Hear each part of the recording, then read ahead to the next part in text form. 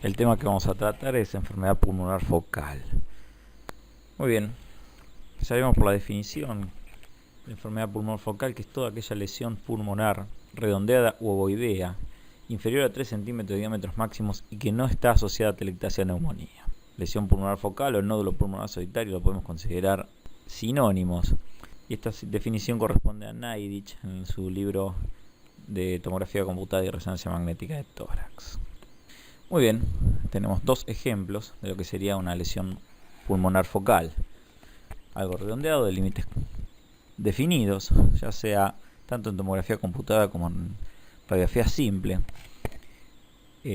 con las mismas características. Muy bien, a partir de que tenemos la definición de nódulo pulmonar solitario o lesión pulmonar focal, tenemos que realizar algunas consideraciones morfológicas. Estas se corresponden tanto a radiología como a tomografía computada, aunque es como si hubiera un avance en estas consideraciones con respecto a la tomografía computada. Entonces, aquellas que son comunes a los dos métodos diagnósticos podrían considerarse la densidad, la forma y los márgenes, mientras que cuando hablamos solamente de tomografía computada, podemos evaluar otras estructuras como pueden ser las otras valores, como estructuras adyacentes, la vía aérea, los vasos, la superficie peripleural, que nos va a dar mucha más información acerca de la lesión que estamos considerando. Es así que tanto en radiología como en tomografía la densidad y la forma pueden ser consideradas claramente, y acá podemos ver que la lesión, en este caso un nódulo pulmonar solitario en una radiografía simple, tiene límites bien definidos, un diámetro inferior a los 3 centímetros, el parénquima circundante impresión a preservado, consideraciones que pueden ser atribuidas tanto a tomografía como a radiografía simple. Ahora, ¿qué pasa cuando la misma lesión podía ser considerada por tomografía computada? Entonces ya vemos la relación que existe entre la lesión, en este caso la cisura, ¿sí?, o la pleura, o bronquios circundantes, vasos, superficie pleural, vía aérea central, vía aérea periférica. Realmente nos aporta muchísimos más datos. Lo que el segundo punto que consideramos, que es la densidad, es interesante este cuadro, sobre todo para tener claro que ante la presencia de qué probable lesión estamos evaluando cuando vemos una lesión pulmonar focal. Entonces, la capacidad de tanto de la tomografía como de la resonancia de poder identificar su densidad, la densidad de las lesiones, nos hace que podamos agrupar en aquellas lesiones que tienen calcio, que tienen grasa, que refuerzan, que son líquidas o que pueden llegar a tener un origen en toxicidad por yodo. Entonces, aquellas lesiones calcificadas, que son las que nosotros en principio vamos a analizar, podemos considerarlas o distribuirlas en frecuentes, poco frecuentes y raras. Las frecuentes serán el granuloma calcificado, el amartoma y el tumor carcinoide, de benigno a maligno.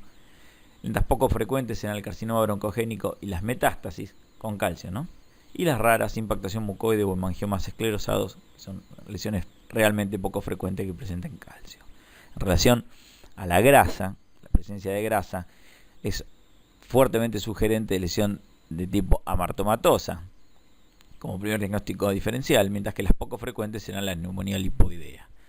Aquellas lesiones cuya densidad se altera con el contraste, lo más frecuente será el carcinoma broncogénico, tumores carcinoides o las malformaciones arteriovenosas.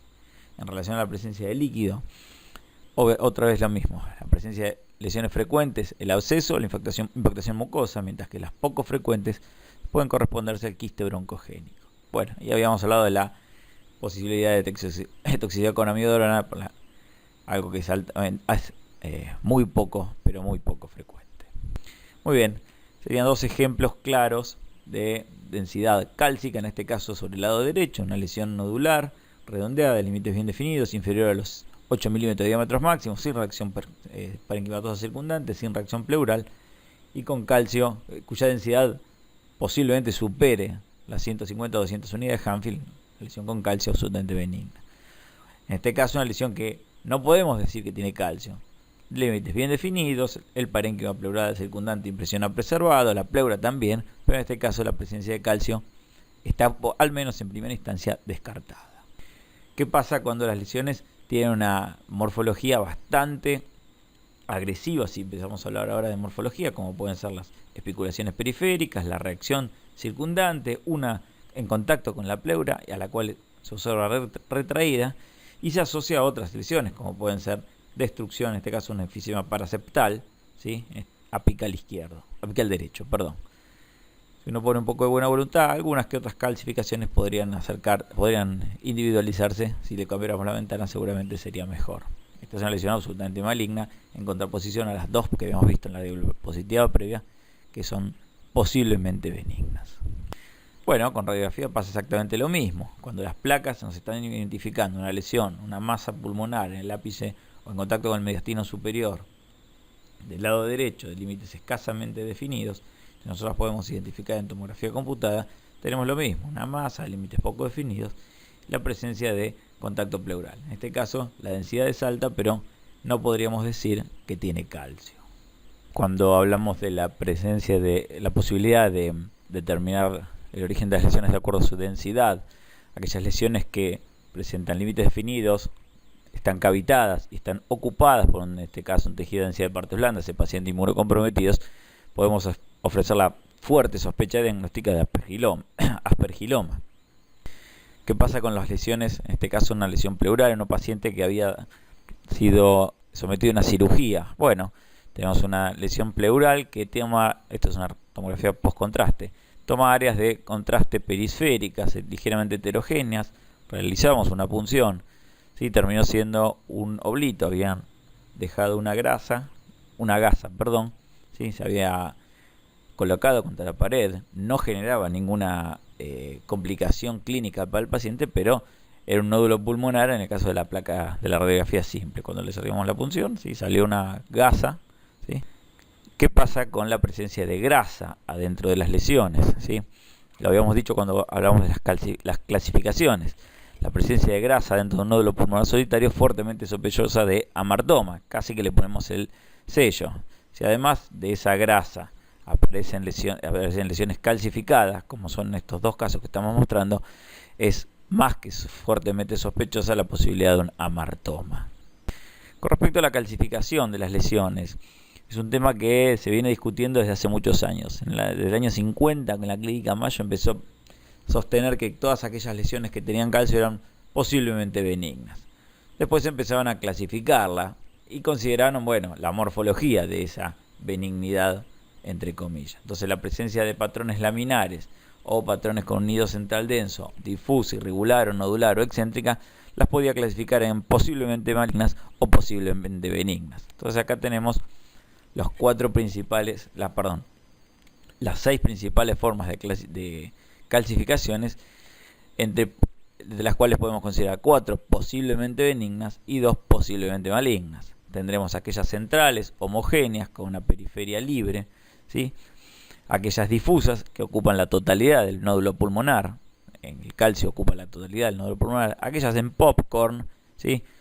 Redondeadas, múltiples, ligeramente excéntricas, y aquellas laminares, ¿sí?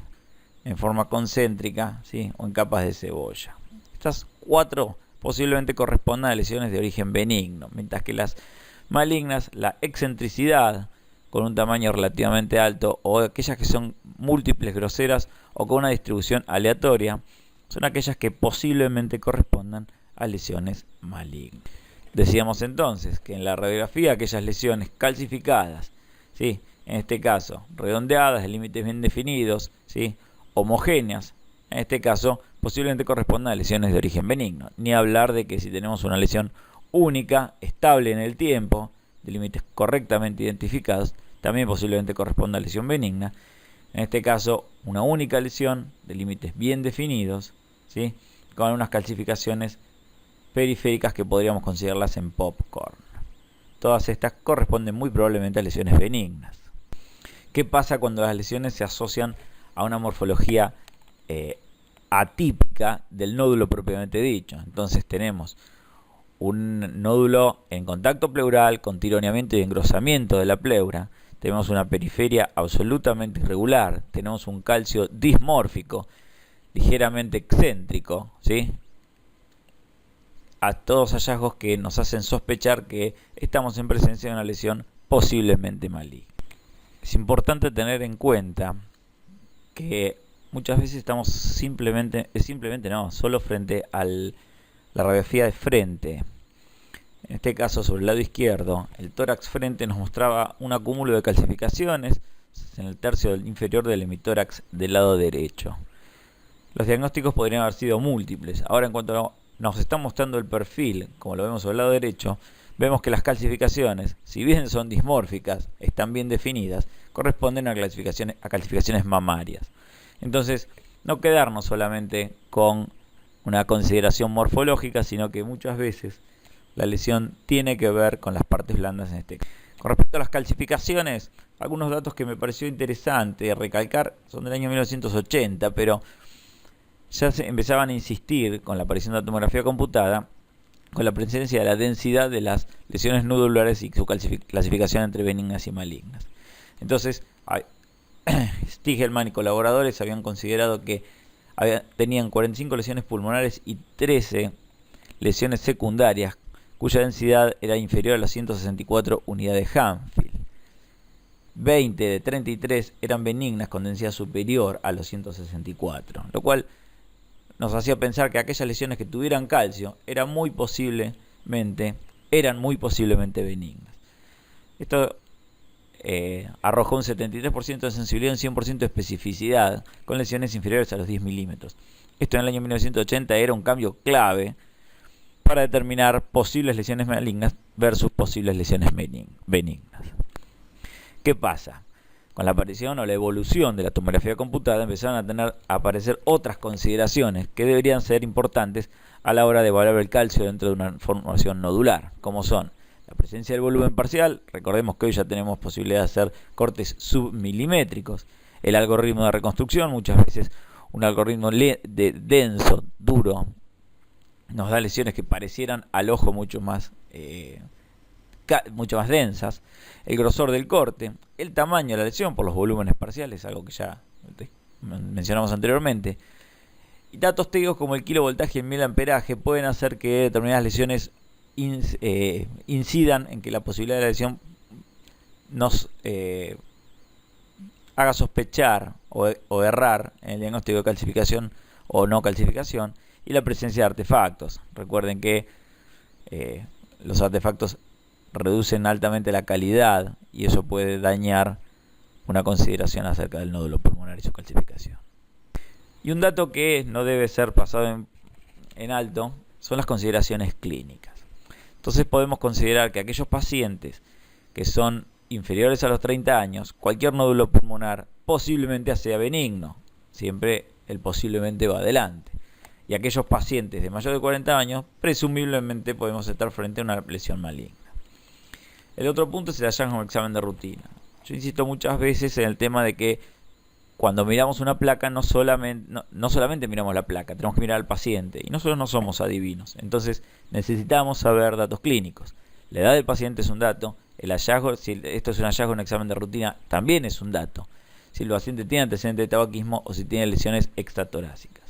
Entonces, aquellos pacientes que en un examen de rutina y en un paciente inferior a los 30 años aparece un nódulo pulmonar solitario, posiblemente sea maligno. Ahora, si estamos enfrente a un examen de rutina, pero el paciente fuma más de 2 atados por día, estamos posiblemente frente a un paciente con una lesión maligna. ¿Sí?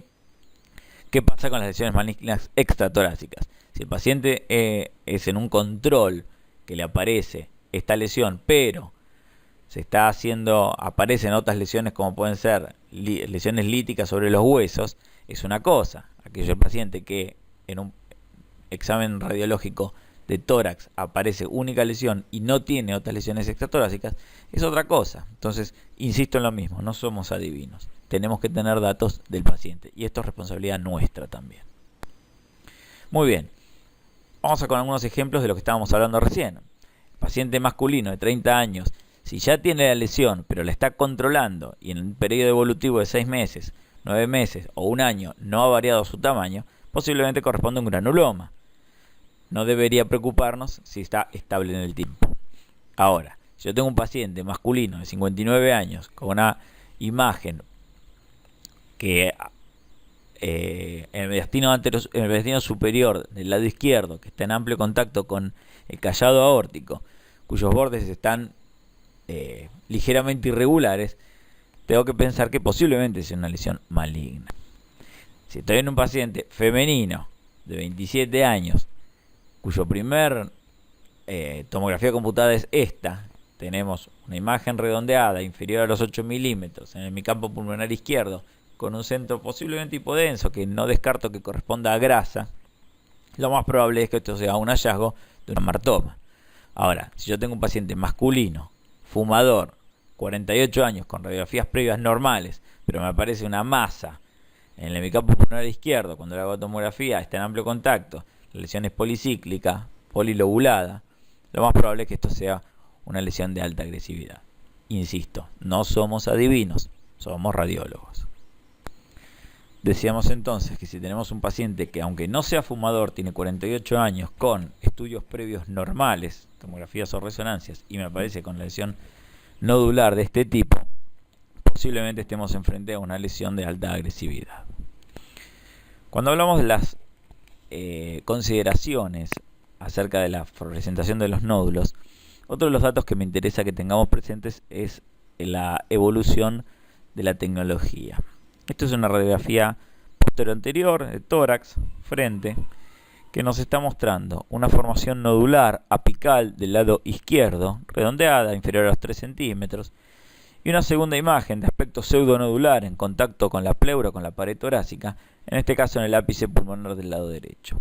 Si esta radiografía hubiese sido hecha hace 20 o 30 años, cuando no existían las radiografías digitales, lo que podíamos informar era el nódulo apical izquierdo y el engrosamiento o la lesión de aspecto nodular sobre el ápice pulmonar derecho. La aparición de la radiografía digital nos ofrece otros datos. En primer término, la lesión nodular apical del lado izquierdo está bien presente, podemos considerar cada uno de sus bordes, es un nódulo, perfecto. Ahora, ¿qué pasa con el ápice pulmonar derecho? La lesión también tiene límites bien definidos. Existen algunos datos que habrán visto en las consideraciones acerca de si la lesión es pleural o extrapleural, pero no es lo que nos interesa en este momento, sino que, como vemos, la lesión produce lisis, en este caso, del arco costal, el cuarto arco costal anterior del lado derecho. ¿Qué pasa? Un ápice pulmonar del lado izquierdo con una lesión nodular y una segunda lesión, en este caso, pleural o extrapleural, con lisis de la costilla, hace que estemos seguramente enfrente a una lesión de alta agresividad.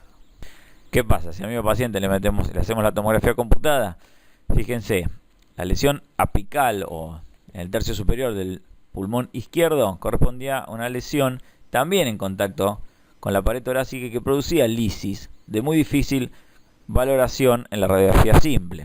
¿Qué pasa con la segunda lesión? Bueno, consideramos que es pleural o que está en amplio contacto con la pleura, está produciendo lisis de la costilla y tiene un crecimiento extrapleural. Dos lesiones de alta agresividad bien descriptas, tanto en la radiografía digital como en la tomografía computada.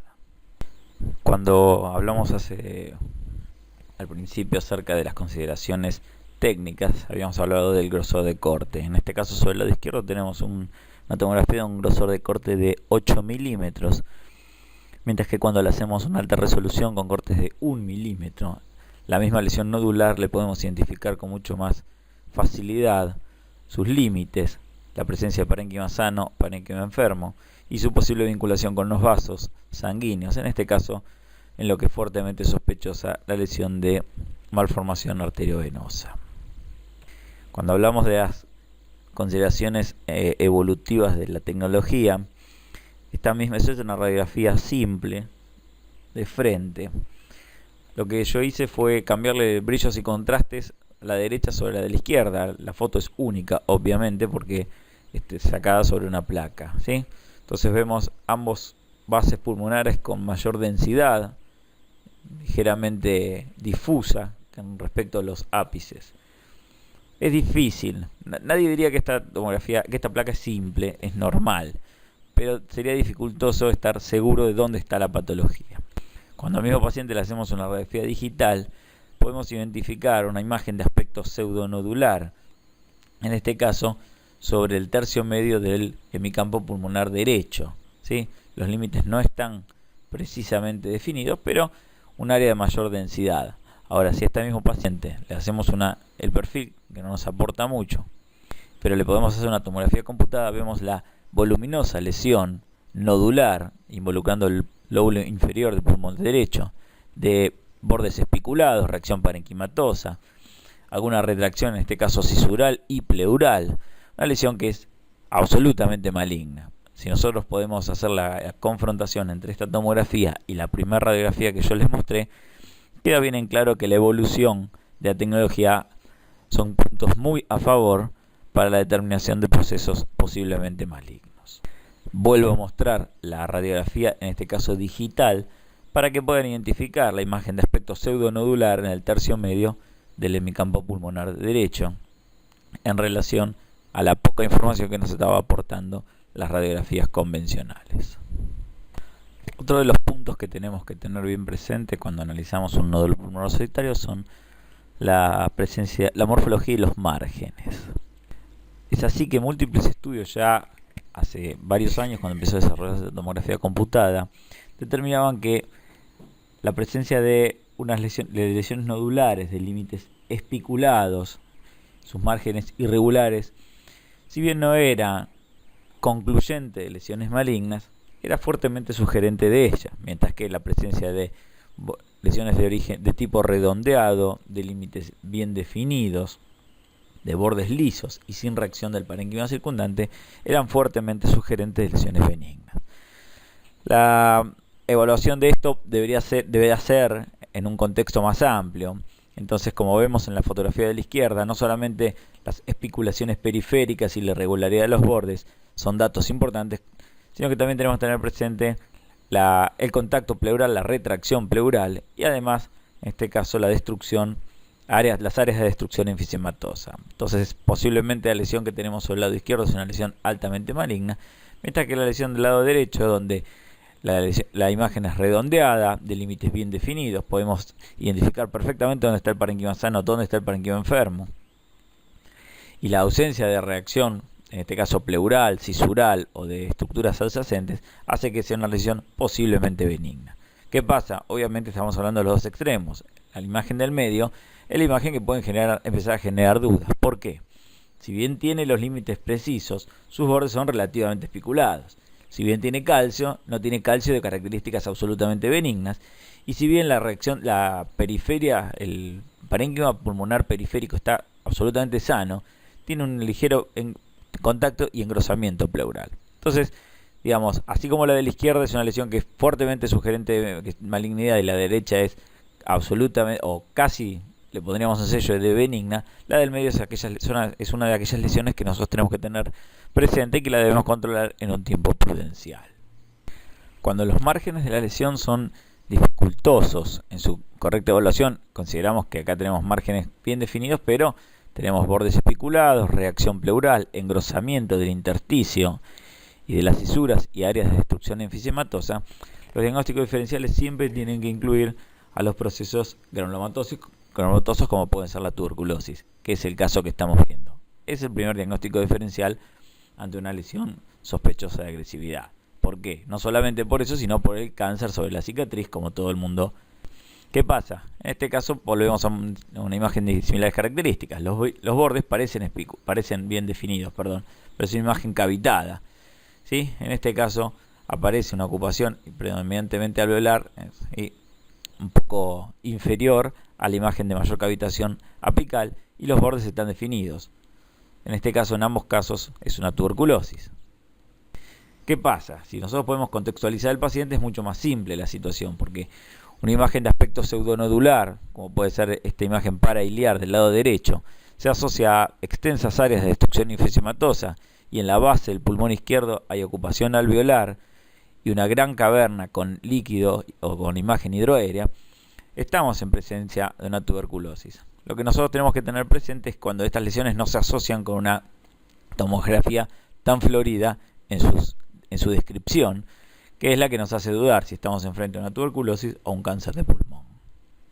¿Qué pasa? Bueno, es mucho más simple cuando como decíamos recién, la patología se presenta tan florida. Entonces, tenemos una caverna tuberculosa cuyos bordes son ligeramente gruesos. La periferia es ligeramente irregular, pero estamos en presencia de ocupación alveolo intersticial, en este caso un patrón en brote de árbol por diseminación endobronquial de una tuberculosis. Este caso son mucho más simples. ¿Por qué? Porque si bien la lesión podríamos considerar un nódulo pulmonar único, ¿sí?, se asocia al resto de las imágenes que nos orientan al diagnóstico de tuberculosis. En este caso las lesiones son múltiples, también cavitadas, y también estamos enfrente a la tuberculosis. Ahora, si estuviéramos enfrente a una única lesión, de todas estas elijan una sola, el diagnóstico no sería tan simple. Volvemos a lo mismo, cuando se asocia a extensa, en este caso un neumotórax mucho más que elocuente, imágenes compatibles con broncograma aéreo bivasal, ocupación del espacio alvéolo intersticial, algunas dilataciones bronquiales, ¿sí?, en un paciente, y si a eso le sumamos que el paciente es inmunocomprometido, es mucho más simple. El tema siempre es cuando la lesión es nodular, es única y no tenemos con quién compararla en el resto del parénquima. Dos palabras acerca de características como son el tamaño y la localización, que me parece que es importante que tengan claro. 4 ejemplos de lesiones grandes y pequeñas, benignas y malignas. La de arriba a la izquierda es una lesión que posiblemente sea maligna, es una lesión que ya mostramos antes, bordes espiculados, calcificaciones dismórficas, contorno pleural y contacto pleural, retracción pleural, una lesión que mide menos de 15 milímetros, es fuertemente sugerente de patología maligna. Mientras que arriba a la derecha, la lesión también es fuertemente sugerente de malignidad, pero fíjense que estamos superando los 50 milímetros. Policíclica, lobulada, si tenemos ganas podemos encontrar algunos ganglios mediastinales, en este caso al lado de la emergencia de la arteria pulmonar del lado izquierdo.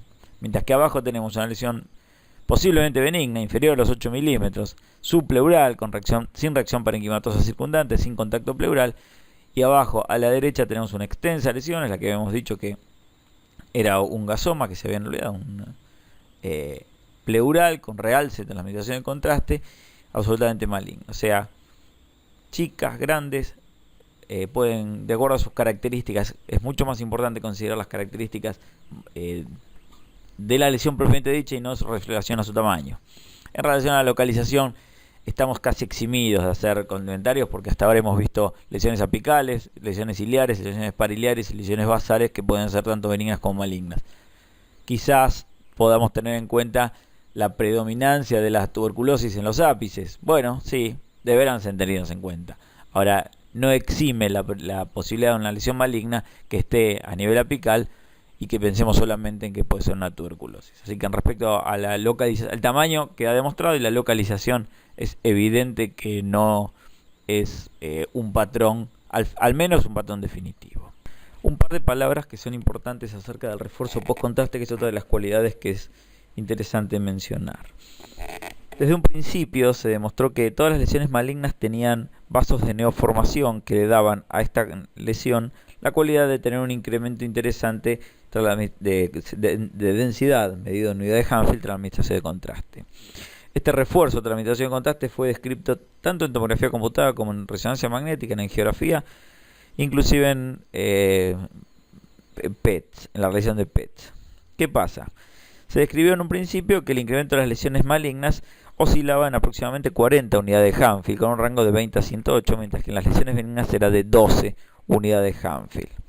Estos fueron los primeros estudios realizados por Swenson. Ahora, se empezaron a afinar un poco estos parámetros, dado que aparecieron bombas inyectoras que en un principio no existían.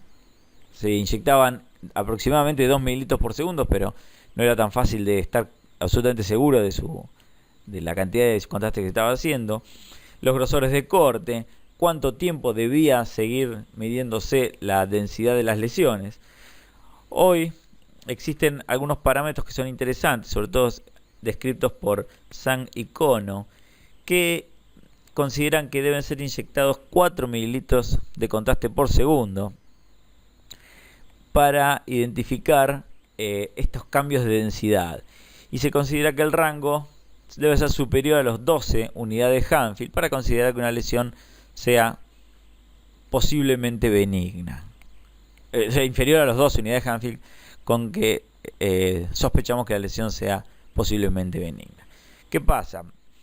No vamos a dejar de negar que esto es un trabajo engorroso para realizar si solo nos dedicáramos a esto. Los trabajos de investigación están muy bien desarrollados, obviamente, y son los que ponen en evidencia esto. Ahora nosotros, en la Argentina y con las modalidades de estudio que tenemos, no es tan fácil. Por eso es que insistimos mucho en que posiblemente los otros factores que hemos descrito hasta el momento, como puede ser la morfología, la presencia de calcificaciones, la reacción del parénquima, pasan a tener mayor dominancia. No obstante, debemos tener bien presente que el refuerzo post-contraste es otro de los factores importantes para la determinación de lesiones nodulares benignas y o malignas. Vamos a hablar un poco acerca de resonancia magnética en el diagnóstico de la lesión pulmonar focal.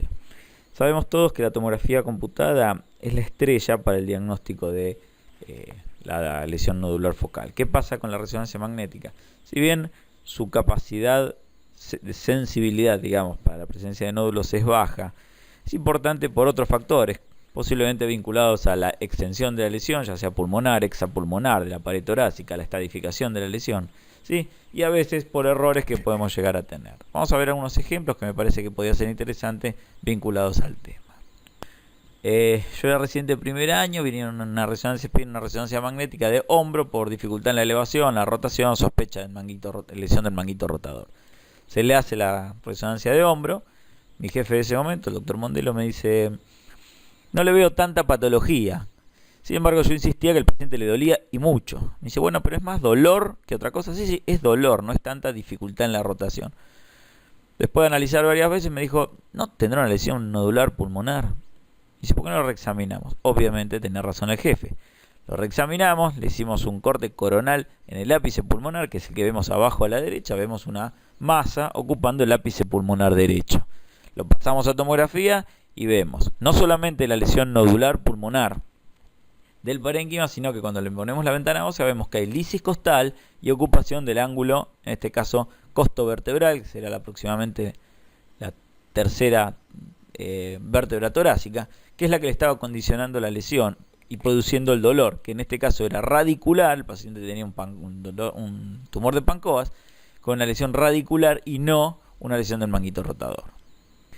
Este paciente también ya lo hemos visto, bueno, paciente que viene a hacerse una resonancia magnética por sospecha de dilatación de la aorta en el callado. Entonces directamente se le pidió una resonancia magnética. Nosotros no vamos a mentir, nosotros esta placa la hicimos posterior a la resonancia magnética, pero bueno, se ve una imagen de aspecto pseudonodular en contacto con el botón aórtico del lado izquierdo, límites medianamente definidos. Evidentemente alguien la interpretó como lesión de origen vinculada a los vasos pulmonares, mediastinales, y le pidió una resonancia magnética. La resonancia magnética muestra las tres imágenes de arriba, son Spineco con su clásico vacío de flujo, ¿sí? La sangre negra en el callado, y la masa que es absolutamente extravascular, ¿sí? El vaso está perfectamente definido y la masa está bien por fuera del vaso. En este caso el coronal, ya con gadolinio, vemos la aorta y la pulmonar y la masa que está insinuándose entre los dos vasos, ¿sí? Pero demostrando que es absolutamente pulmonar y extravascular. Lo pasamos al tomógrafo. Obviamente el tomógrafo que demuestra lo mismo, que es un nódulo pulmonar, en este caso un cáncer de pulmón, ¿sí? En amplio contacto con el callado aórtico, ¿sí? Bordes espiculados, poco definidos. Evidentemente la resonancia magnética no estaba ayudándonos. En realidad lo que nos orientó fue para excluir que la lesión tuviera que ver con los vasos. Evidentemente aporta en su localización, o sea, con el tamaño del contacto pleural, de la lesión con el vaso aórtico es importante. La lisis, eventualmente, si existiera, como veíamos en el primer caso, también es importante, pero en lo que respecta al nódulo propiamente dicho, no aporta demasiado. Distinto es este caso, ¿no? Obviamente, donde tenemos una gran masa de ganglios mediastinales. Ya sabíamos que tenía un cáncer, ya sabíamos que tenía sus ganglios mediastinales, y le hacemos la estadificación al paciente. Entonces ahí podemos ver como mínimo dos lesiones secundarias, una en el hemisferio cerebral del lado izquierdo y en el hemisferio cerebeloso del lado derecho. Toman contraste, aspecto quístico, alguna de ellas muy posiblemente correspondiente a secundarismo del cáncer de pulmón. Entonces la estadificación la resonancia magnética cobra otro valor en la estadificación del cáncer de pulmón. En este caso lo mismo, ¿sí? Otro paciente, al menos 3 lesiones de aspecto quísticas con refuerzo periférico, todas correspondientes a lesiones secundarias, otra vez en otro cáncer de pulmón. Bueno, más de lo mismo, las metástasis no siempre van en el sistema nervioso, no siempre van en encéfalo. En este caso, fíjense, son intramedulares. Se ven perfectamente en la imagen de abajo a la derecha, un T1 post-contraste como refuerza, ensancha el cono medular, en este caso el cordón medular, y toma contraste, ¿sí? En este caso, bien intramedular. En este caso, pareciera extramedular, un refuerzo más bien en anillo, pero que también está tomando contraste, tramitación de contraste en otro paciente con un cáncer de pulmón, en este caso ya conocido, pero con sus metástasis a nivel. Un par de palabras acerca del PET con fluorodeoxiglucosa. Quizás volvemos o insistimos sobre lo que hablábamos recién en resonancia magnética. La presencia del nódulo propiamente dicho no es el objetivo principal en la realización de un PET, pero sí la presencia de ganglios, a veces de menor tamaño o a veces no dificultosos en la valoración en tomografía computada, que aparezcan, como así también, ya les digo, metástasis a distancia.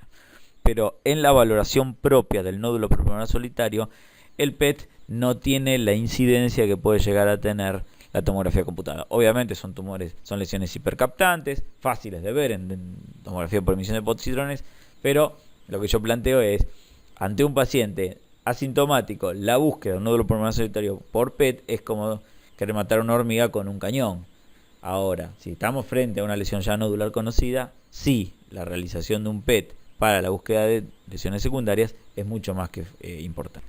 En lo que respecta a otro de los parámetros que hablamos hoy es el crecimiento de las lesiones. Muchísimo se ha hablado en relación al crecimiento, independientemente de su morfología y su respuesta tanto en PET como en TC como en resonancia. ¿Qué pasa? El tema del crecimiento es dificultoso porque cuando las lesiones, sobre todo en aquellas lesiones menores a los 5 milímetros, es muy problemático porque en estas lesiones, por ejemplo, para dar un ejemplo, una lesión de 3 milímetros, cuando duplica su volumen, en realidad su tamaño no aumenta más que un 20%. Esto es difícil de mensurar, sobre todo en tomografía computada. Por más que ahora tengamos un tomógrafo multislice y con cortes muy finitos, las dificultades entre los estudios e interobservador son muy grandes. Esto lo podemos describir en un ejemplo, y acá tenemos una lesión de 4 milímetros que duplica su volumen, pero cuando lo miramos en su tamaño, en tomografía computada por ejemplo, aumenta solamente de hasta 5 milímetros. Y cuando vuelve a duplicar su tamaño, en tomografía computada, el diámetro máximo alcanza solamente los 6,2 milímetros, mientras que el volumen ya duplicó 2 veces lo que era como los 4 milímetros. Pasa lo mismo en los 3 centímetros, me parece un ejemplo válido. Tenemos una lesión de 3 centímetros, cuando llega al doble de volumen, el tamaño solamente aumentó 0,75 centímetros. Y cuando vuelve a duplicar su volumen, alcanza los 4,7 centímetros. O sea, no alcanzó a duplicar o aumentar un 50%, apenas alcanza a aumentar un 50% su tamaño de los 3 centímetros a los 4,7 y su volumen ya se duplicó en 2 veces. Estos son los datos que nos interesan saber. Esto no nos exime de medir las lesiones y de aportarlo como dato en un seguimiento de un paciente.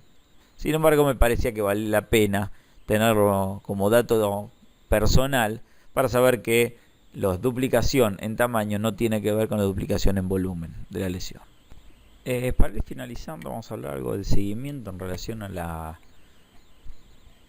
hallazgo de un nódulo pulmonar solitario. Es importante saber que hay una estimación de aproximadamente 130.000 individuos por año que se identifica la presencia de nódulo pulmonar solitario. Entonces, esto hace que tengamos un montón de factores para evaluar, entre los cuales deben estar los económicos, para saber qué hacer con este tipo de pacientes.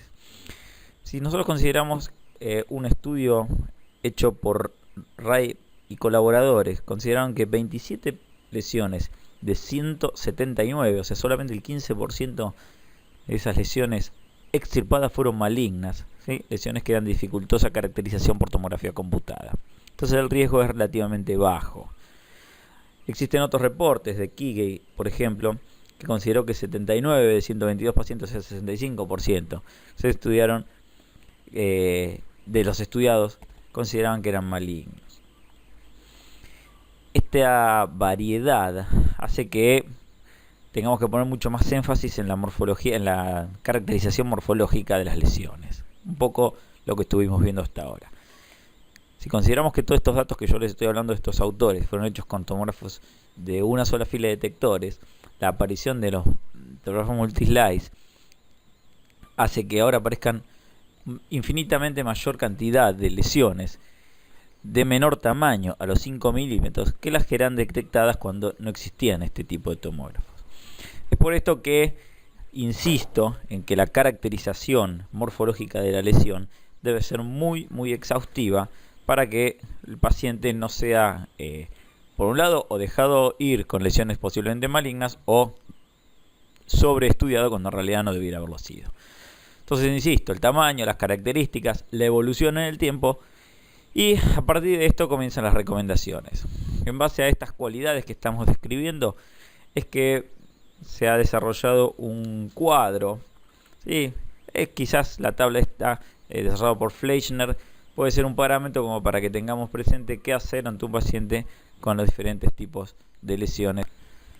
Decíamos recién que la sociedad de Fleischner desarrolló la evaluación en pacientes con lesiones nodulares pulmonares pequeñas, únicas, ¿no? Obviamente. Entonces la primera gran diferencia que hizo fue los pacientes de bajo riesgo de aquellos de alto riesgo. Considerando pacientes de alto riesgo, aquellos con antecedentes de tabaquismo, enfermedades pulmonares ya conocidas e incluso algunos pacientes inmunocomprometidos. Los de bajo riesgo obviamente son aquellos que no tenían estas cualidades. Entonces, en relación al tamaño, aquellos pacientes cuyo nódulo hallado era inferior a los 4 milímetros, se paraba el estudio ahí, mientras que los de alto riesgo se hacía un control a los 12 meses y si no había cambios, se frenaba el estudio.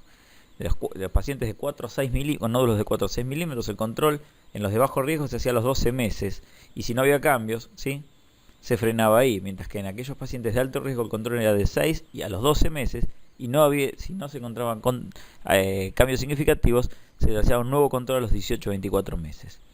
Esta actitud era la misma tomada en los pacientes de bajo riesgo, pero con nódulos de 6 a 8 milímetros. O sea, se los controlaba a los 6 a los 12 meses y de no haber cambios, volvía a controlarse a los 18 a los 24. ¿Qué pasa con los pacientes de alto riesgo con nódulos de 6 a 8 milímetros? Se los controla a los 3 a los 6 meses. Si no hay cambio, se lo vuelve a controlar a los 18 a los 24 meses.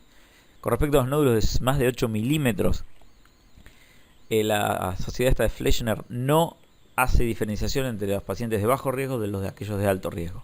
Entonces se realiza tomografía computada de los 3 a los 9 y a los 24 meses, o un PET-CT, o directamente la biopsia. De ahí se toman determinaciones. Si bien esto es a modo representativo, también tenemos que tener en cuenta otros factores que concluyen sobre el paciente. Sí, es importante tener siempre una base sobre la cual saber cómo actuar ante un paciente con un nódulo pulmonar.